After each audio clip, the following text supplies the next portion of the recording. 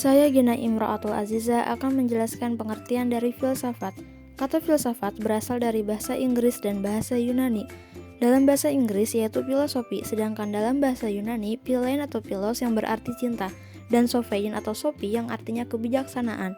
Ada pula yang mengatakan bahwa filsafat berasal dari bahasa Arab, yaitu falsafah yang artinya al-hikmah. Dengan demikian, filsafat dapat diartikan cinta kebijaksanaan atau al-hikmah. Selanjutnya, pengertian filsafat menurut ahli. Yang pertama, Aristoteles. Menurutnya, ilmu filsafat adalah ilmu mencari kebenaran pertama. Ilmu tentang segala ada yang menunjukkan, ada yang mengadakan sebagai penggerak pertama. Yang kedua, René Descartes. Filsafat adalah kumpulan segala pengetahuan di mana Tuhan, alam, dan manusia menjadi pokok penyelidikannya. Yang ketiga, Plato. Plato mendefinisikan filsafat adalah pengetahuan yang berminat mencapai kebenaran yang asli.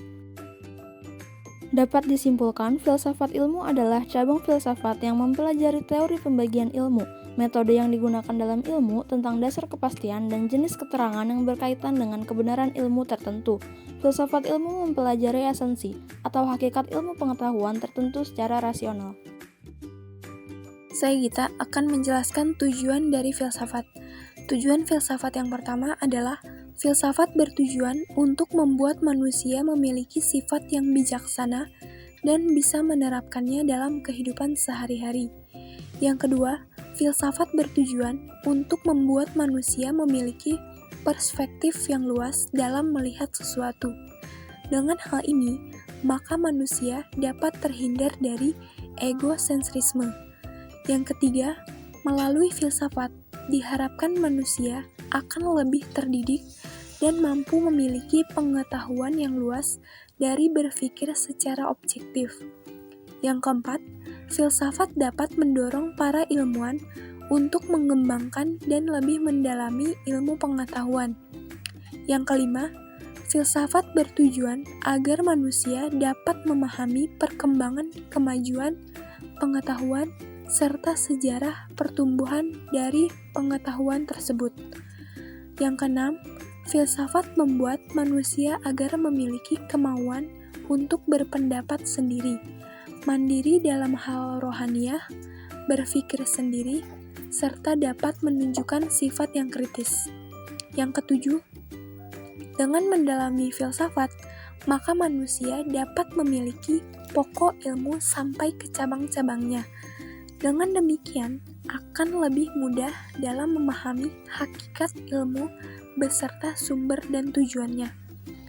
Dan yang terakhir, yang kedelapan, filsafat juga bertujuan bagi dunia pendidikan, karena baik siswa maupun pengajar punya pedoman yang kuat untuk mempelajari ilmu pengetahuan, terutama untuk membedakan mana persoalan yang bersifat ilmiah dan tidak ilmiah. Perkenalkan, saya Siti Muspiro akan menjelaskan materi ciri filsafat. Yang pertama, menyeluruh. Artinya pemikiran yang luas karena tidak membatasi diri dan tidak hanya ditinjau dari satu sudut pandang tertentu. Yang kedua, mendasar. Artinya pemikiran yang dalam sampai pada hasil yang fundamental atau esensial objek yang dipelajarinya sehingga dapat dijadikan dasar berpijak bagi segenap nilai dan keilmuan. Yang ketiga, spekulatif. Artinya hasil pemikiran yang diperoleh dijadikan dasar bagi pemikiran selanjutnya. Hasil pemikiran berfilsafat selalu dimaksudkan sebagai dasar untuk menelusuri bidang-bidang pengetahuan yang baru. Materi selanjutnya yaitu objek filsafat. Pada dasarnya, setiap ilmu memiliki dua objek, yakni objek material dan objek formal.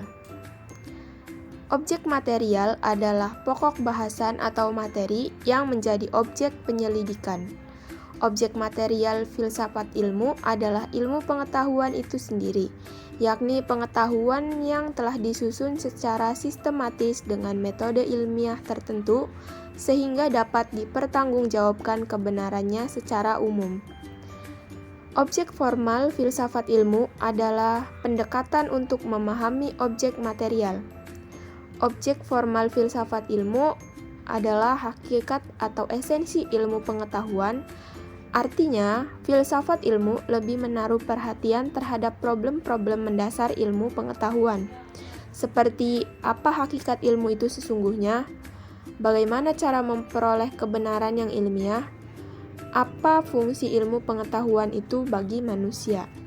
Bagian selanjutnya akan dilanjutkan oleh saya, Cindy Dewi Lestari, yang akan membahas tentang landasan filsafat.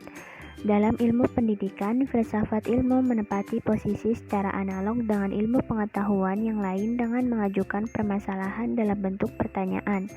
Pada dasarnya, filsafat ilmu merupakan telaahan berkaitan dengan objek apa yang ditelaah oleh ilmu atau ontologi, bagaimana proses pemerolehan ilmu atau epistemologi, dan bagaimana manfaat ilmu atau aksiologi.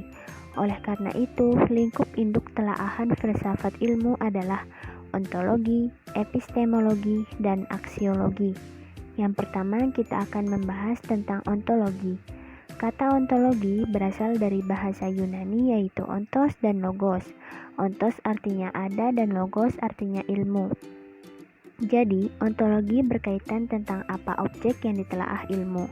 Dalam kajian ini mencakup masalah realitas dan penampakan atau reality and appearance, serta bagaimana hubungan kedua hal tersebut dengan subjek atau manusia.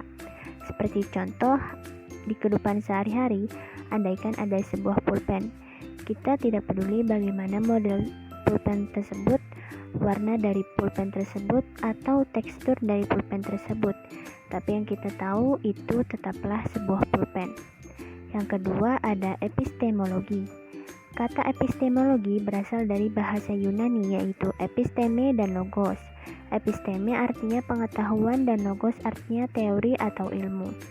Jadi epistemologi berkaitan dengan bagaimana proses diperolehnya ilmu, bagaimana prosedurnya untuk memperoleh pengetahuan ilmiah yang benar. Seperti contoh, kita sudah mengetahui bahwa itu adalah sebuah pulpen. Tapi pertanyaannya adalah, bagaimana kita bisa tahu bahwa benda tersebut adalah pulpen? Dengan dasar apa kita bisa memiliki pemikiran bahwa itu benar-benar sebuah pulpen? Akal kemudian mengkategorikannya menjadi sebuah ilmu pengetahuan yang membahas tentang pulpen. Yang terakhir ada aksiologi. Kata aksiologi berasal dari bahasa Yunani yaitu aksio dan logos. Aksio artinya pantas atau layak, sedangkan logos artinya ilmu. Jadi, aksiologi berkaitan dengan apa manfaat ilmu, bagaimana hubungan etika dengan ilmu, serta bagaimana mengaplikasikan ilmu dalam kehidupan. Kita sudah mengetahui bahwa itu adalah sebuah pulpen dan dasar apa kita bisa tahu bahwa itu adalah pulpen. Ini yang akan membahas tentang manfaat yang didapatkan dari ilmu pengetahuan tersebut yang didapatkan. Apakah ilmu pengetahuan tersebut dapat memberikan manfaat atau malah sebaliknya?